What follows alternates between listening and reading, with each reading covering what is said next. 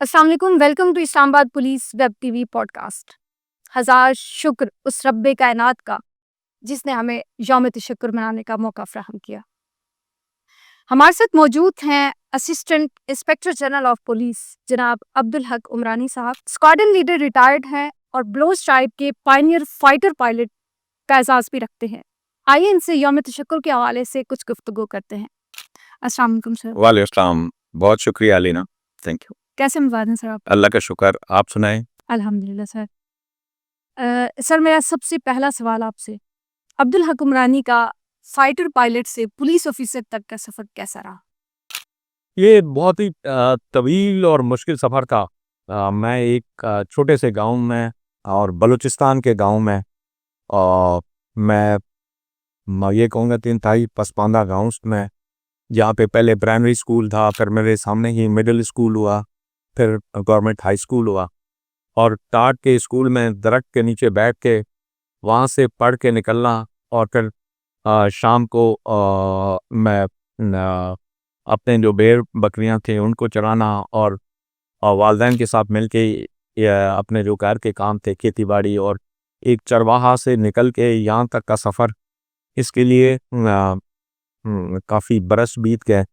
बहुत मेहनत करनी पड़ी, दुआओं के साथ साथ अपनी मेहनत।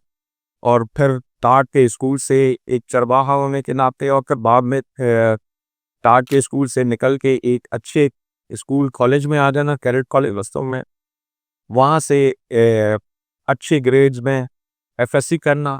फिर वहाँ से अभी रिज़ल्ट का इंतज़ार कर ही रहा था कि पाकिस्तान एयरफोर्स में एज अ फाइटर पायलट मेरे इंडक्शन होना। ये जो एक सफ़र था, इसके पीछे बहुत सारी दुआएं, मेरे माँ बाप की मेहनत, मेरे भाइयों के बहनों की सपोर्ट, और उस गांव से निकल के आना यहाँ तक का सफ़र, वो सबसे मुश्किल तरीन सफ़र था। उसमें मेरे टीचर्स का बहुत बड़ा रोल था, चाहे वो टाट के स्कूल वाले टीचर्स का, अल्लाह उनको जन्नतुल फिरदौस में जगह थे। ये जो टाट के स्कूल थे वो बाद में इंतकाल फरमा गए थे। फिर बाद में जो कॉलेज के टीचर्स थे, फिर पाकिस्तान एयरफोर्स के जो हमारे मेरे इंस्ट्रक्टर्स और टीचर्स थे, फिर आगे का सफ़र कंटिन्यू रखना, वो मेरे लिए आसान हो चुका था।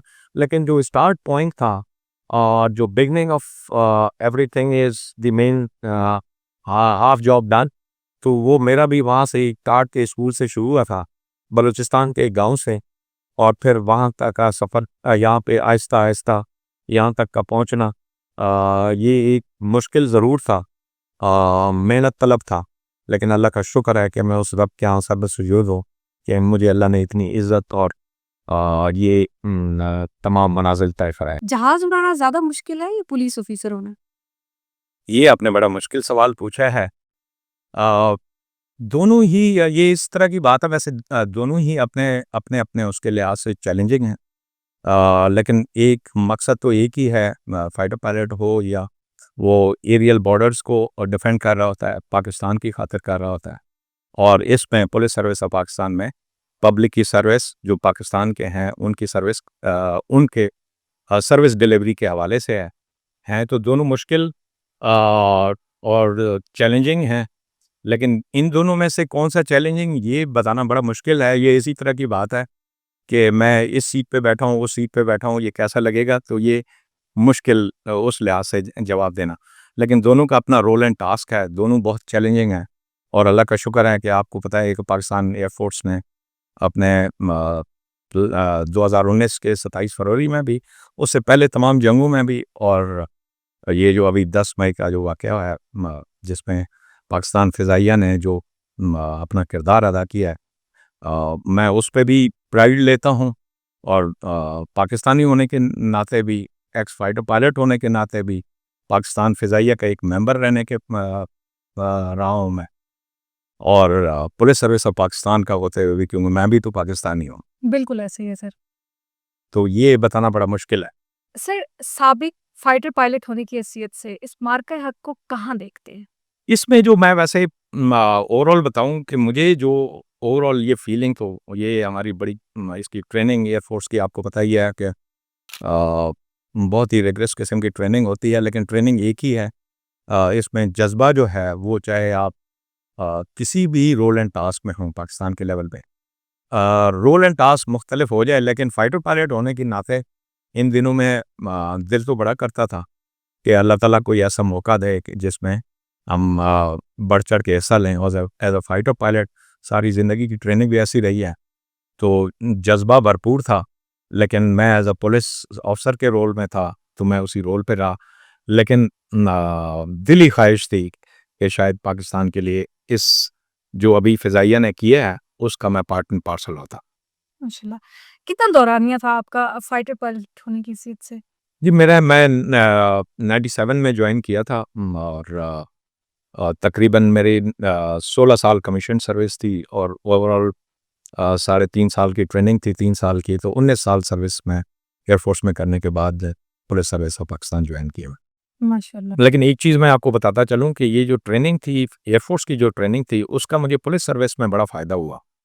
एयरफोर्स की रिगरस ट्रेनिंग, फिर एक जो ओवरऑल पूरे एक एयरफोर्स का अपना माहौल था, फिर यहाँ पे आके उसकी एयरफोर्स की ग्रूमिंग का और यहाँ की ग्रूमिंग का मुझे उसका काफ़ी ज़्यादा फ़ायदा हुआ है, और अल्लाह का शुक्र है कि अभी पुलिस सर्विस में मैं फ़राइज़ सरअंजाम दे रहा हूँ।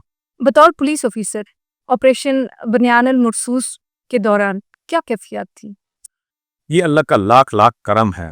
पाकिस्तान के आर्म फोर्सेस ने और पाक फ़िज़ाइया ने जिस जोश और जज़्बे, जिस लीडरशिप क्वालिटीज़ के साथ, जो उनकी लीडरशिप ने जिस तरह उनको प्रोपेल किया और इन्होंने डिलीवर किया, 3 गुना बड़ी फ़ोर्स को उनके नाखून चने चबवाए।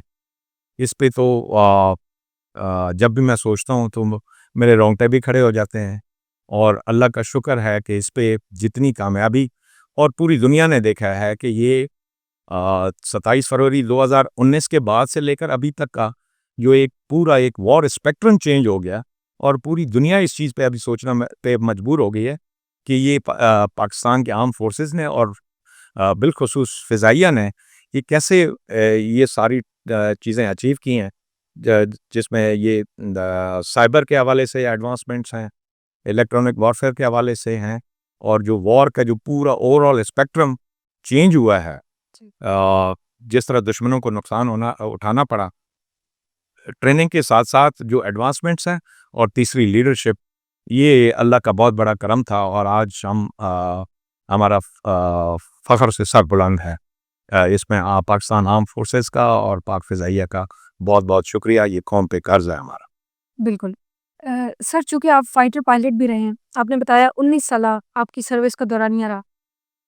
एक वीडियो बड़ी बड़ी वायरल हुई जिसमें हमारे एक पायलट दुश्मन मुल्क के अंदर गए, वहाँ अपनी कार्रवाई करके वापस आए। उस दौरान में अब्दुल हक उमरानी के दिल में ये ख़्याल आया कि काश ये वाला झपटना, पलटना और पलट कर झपटना, काश मैं करता। एग्ज़ैक्टली ये हर बंदे की ख्वाहिश है। ये सिर्फ़ मेरा एज़ अब्दुल हक का, ये हर पाकिस्तानी की ख्वाहिश है, और मेरी भी उतनी ही ख्वाहिश, और फिर क्योंकि मैं अपनी ज़िंदगी का एक तवील अरसा एयर फ़ोर्स के साथ गुज़ारा हुआ है, तो मेरे भी शायद थोड़ी-सी ज़्यादा ख्वाहिश थी। लेकिन ये हर एक के जिनके नसीब है, वही अचीव करते हैं।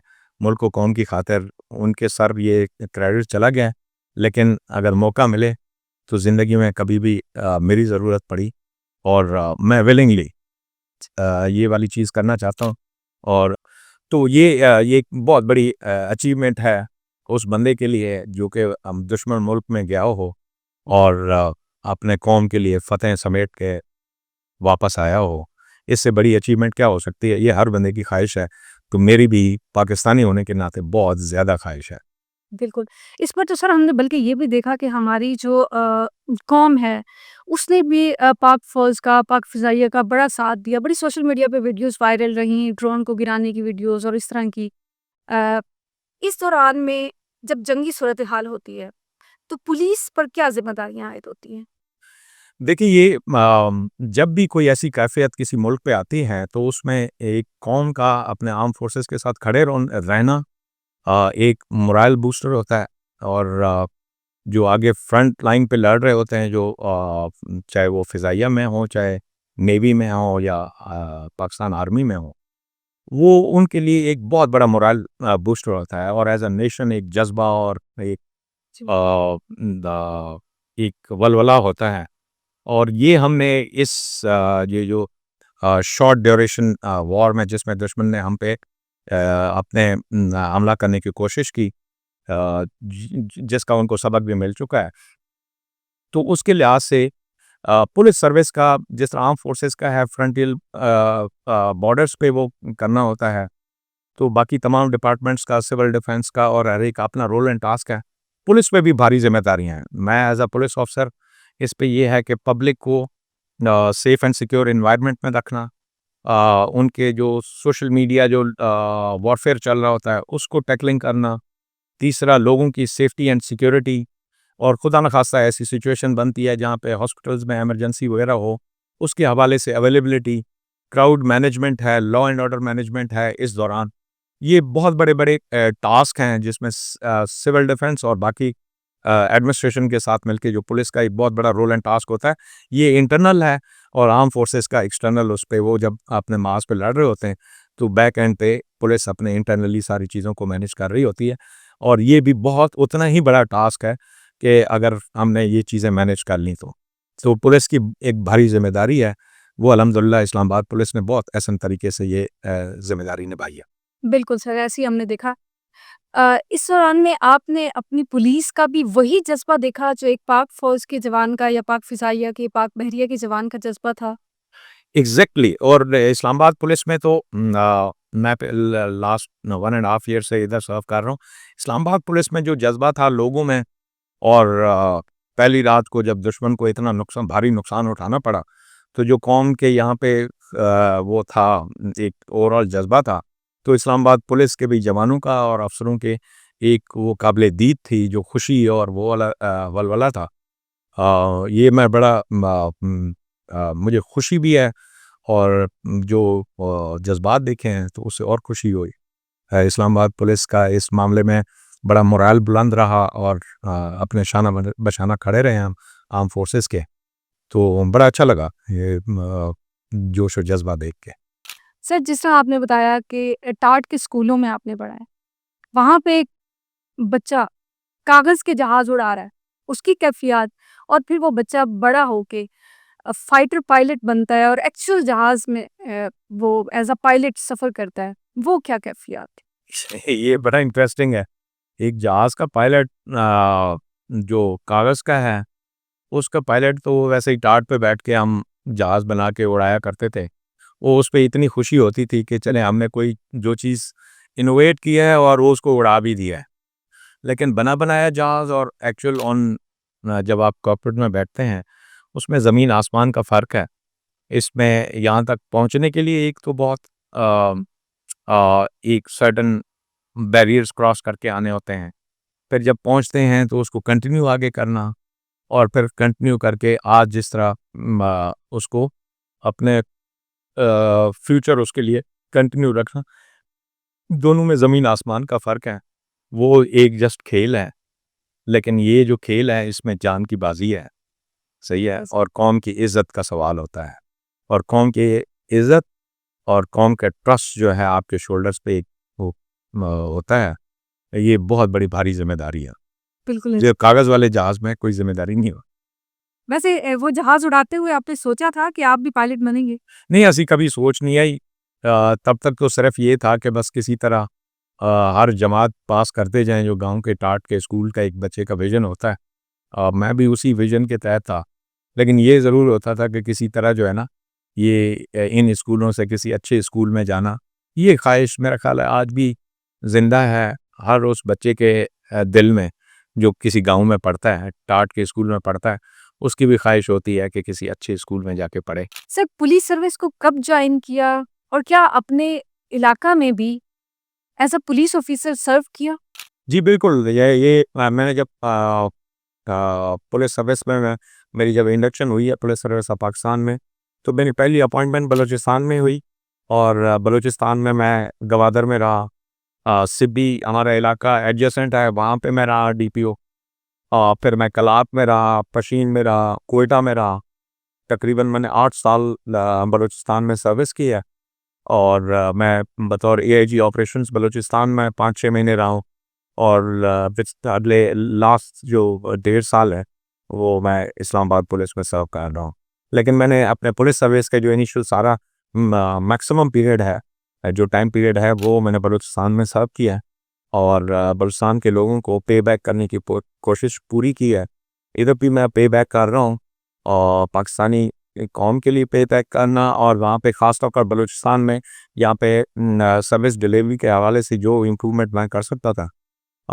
सक्सेस तो ये जनरल पब्लिक बताती है। पुलिस सर्विस का जो पुलिस ऑफिसर का जो सक्सेस या कोई और उसके फेलियर्स हैं, वो उसके जो बेस्ट जज होते हैं वो पब्लिक होती है। तो अल्लाह का शुक्र है कि I am very much satisfied कि मैंने अपने वहाँ पे सूबे में सर्व किया और कोशिश की है कि लोगों को सर्विस डिलीवरी में कोई उनकी लाइफ में कोई इम्प्रूवमेंट ला सको। सर, आपका ये कठिन सफर, इतनी मुश्किल जर्नी, रोल मॉडल कौन रहे? रोल मॉडल मेरे वालिद थे। बहुत डिटेल में नहीं मैं जाऊंगा। मेरे वालिद की जो मेहनत है और जो उस गांव में होते हुए उनका जो एक विजन था, मेरा ख्याल है कि मैं ये मेरी फीलिंग है, आई मे बी रॉन्ग, कि बलूचिस्तान के एक गांव के अंदर होते हुए रहते हुए और जहाँ पे सोशल मीडिया का दौर भी ना हो और टीवी और उसका भी उतना कोई गांव के अंदर इतनी अवेयरनेस ना हो, उसके बावजूद जो है हमें तालीम दिलाना, खुद दिन रात खेती-बाड़ी और चरवाहापन के बावजूद उन्होंने कभी ये चीज़ नहीं देखी कि मैंने बच्चों को अपने काम के साथ लगा के अपनी कोई आसानी देखनी है और कोई खुद थोड़ी से रिलैक्स करते। उन्होंने प्रेफर किया कि हमें तालीम दें। और मैं आपको बताता चलूँ कि मेरी एक बहन डॉक्टर है, दूसरी ग्रेजुएट है। ये बलूचिस्तान में बहुत रेयर एक फैक्टर था उस ज़माने में, जब हम गांव में उस तरफ जब सेटल थे।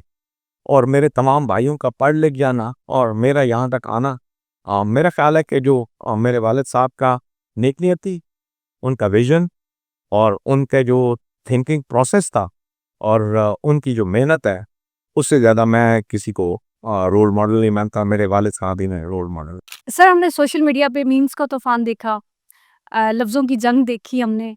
इसके अलावा हमने ये भी देखा कि जहाँ पाक फ़ौज के जवान मिसाइल चला रहे हैं, ड्रोन गिर रहे हैं, वहाँ पे अवाम हमारी लॉ एनफोर्समेंट एजेंसी से पहले मौजूद होती थी।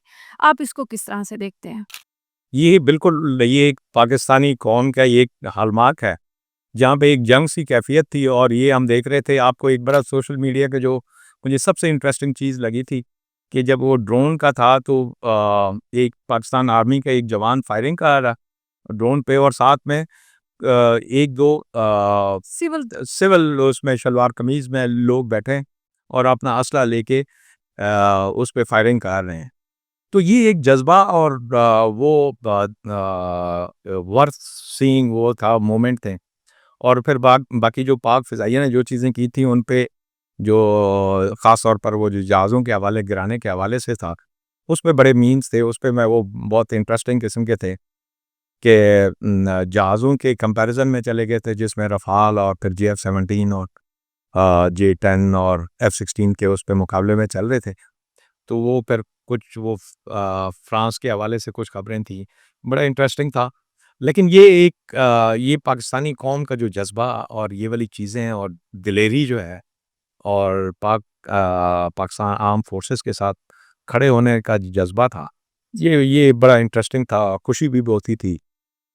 और जहाँ पे दुश्मन समझ रहा था कि पता नहीं उन्होंने क्या नुकसान पहुँचा दिया और इधर पाकिस्तानी कौम उस चीज़ को एंजॉय कर रही होती थी। तो ये एक डिफरेंट चीज़ है। जिस तरह पाकिस्तान एयरफोर्स ने वो एक वॉर स्पेक्ट्रम चेंज किया, तो पाकिस्तानी कौम ने भी ना टोटल ओवरऑल एक वॉर का पूरा एक सिनेरियो चेंज कर दिया कि जहाँ पे वो ब्लैकआउट में इंडिया में लोग छुपते फिर रहे थे, तो यहाँ पे पाकिस्तान के अंदर लोग इस तरह का जोश और जज्बे के साथ बाहर निकल आते थे। बिल्कुल आप तो मैं बड़ा एंजॉय कर रहा था इन चीज़ों को और मुख्तलिफ किस्म के मीम्स थे सोशल मीडिया के हवाले से।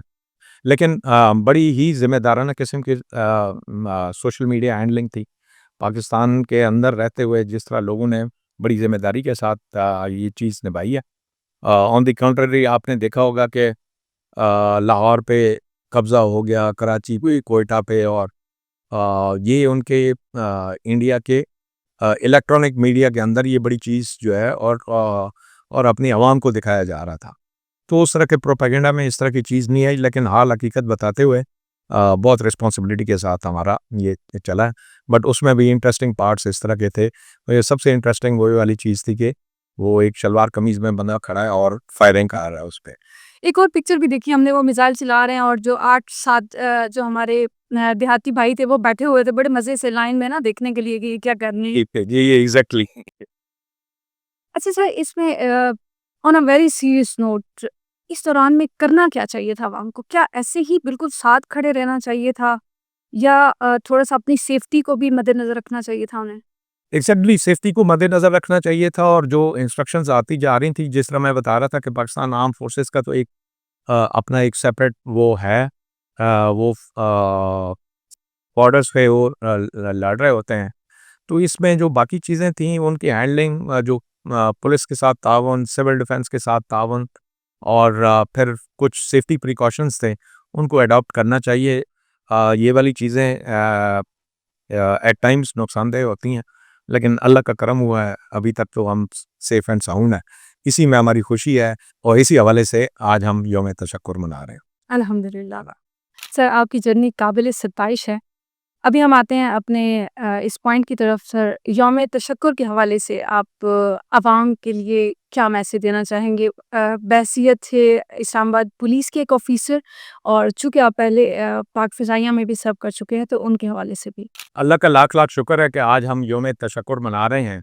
बहैसियत मेंबर इस्लामाबाद पुलिस के, बहैसियत एक पाकिस्तानी, हमारा सर फ़ख्र से बुलंद है, और अल्लाह के यहाँ सर्व सुजूद हैं कि अल्लाह ने हमें एक बहुत बड़ी कामयाबी से नवाजा है। और इस कामयाबी के पीछे आर्म फोर्सेस की मेहनत, कौम का यकजा होना, और कौम का यकजा हो के अपने आर्म फोर्सेस के पीछे खड़े रहना, ये बहुत बड़ी कामयाबी थी। और इस कामयाबी के पीछे ये तमाम मुराकात थे।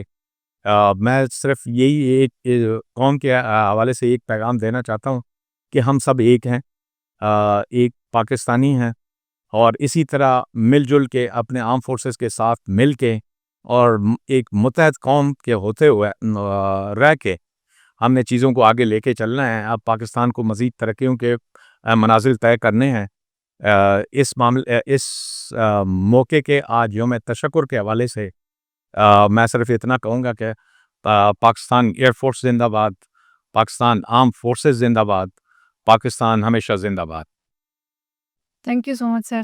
मंज़िल से आगे बढ़कर मंज़िल तलाश कर, मिल जाए तुझको दरिया तो समंदर तलाश कर।